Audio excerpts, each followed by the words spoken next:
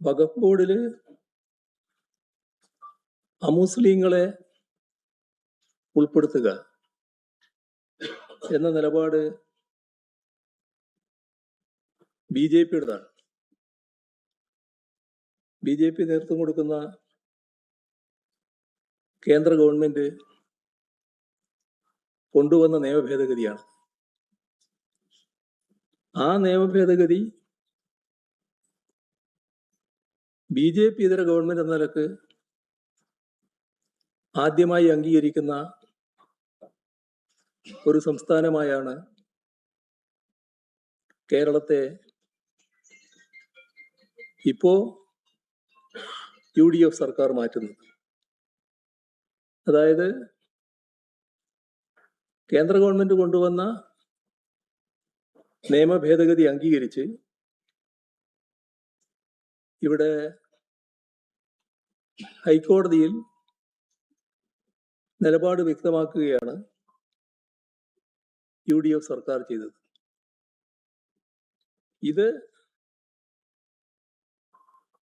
കൃത്യമായ വ്യക്തമായ സംഘപരിവാർ സേവയാണ്. അത് പൂർണ്ണമായി തുറന്നു കാട്ടപ്പെട്ടിട്ടുണ്ട്. അപ്പോഴാണ് അദ്ദേഹം നിലവിട്ട് സംസാരിക്കുന്ന നില വന്നിട്ടുള്ളത്. ഇവിടെ എന്നെക്കുറിച്ച് അദ്ദേഹം പറഞ്ഞ കാര്യങ്ങൾ കഴിഞ്ഞ കാലത്ത് ഞാൻ സ്വീകരിച്ച നിലപാടുമായി ബന്ധപ്പെട്ടുള്ള കാര്യങ്ങൾ കൂടി വെച്ച് പരിശോധിക്കണമല്ലോ. ഇവിടെ LDF സർക്കാരുകള് എല്ലാ മതവിഭാഗങ്ങൾക്കും ഭരണഘടന ഉറപ്പു നൽകുന്ന വിശ്വാസ സ്വാതന്ത്ര്യമാണ് ഉയർത്തിപ്പിടിച്ചിട്ടുള്ളത്. നേരത്തെ മുഖ്യമന്ത്രി നിലയിൽ പ്രവർത്തിക്കുമ്പോഴും അതേ നിലപാട് തന്നെയാണ് ഞാനും സ്വീകരിച്ചിട്ടുള്ളത്.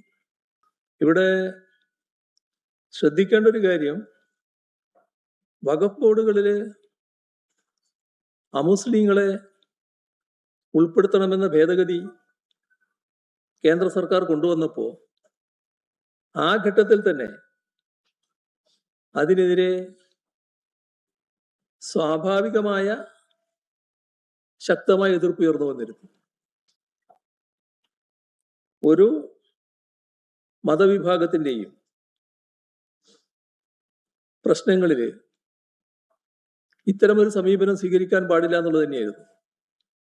അതായത് ഒരു മതവിഭാഗത്തിനെതിരെയും ഇത്തരമൊരു കടന്നുകയറ്റം പാടില്ല എന്ന മതനിരപേക്ഷ കാഴ്ചപ്പാടിന്റെ അടിസ്ഥാനത്തിലാണ് രാജ്യത്താകെ ആ എതിർപ്പ് ഉയർന്നു വന്നത്. അതിൻ്റെ അടിസ്ഥാനത്തിലാണ് കേരളത്തില് ആ കാലത്ത് നിയമസഭ ഏകകണ്ഠമായി ഈ നിയമത്തിനെതിരെ പ്രമേയം പാസാക്കിയത്.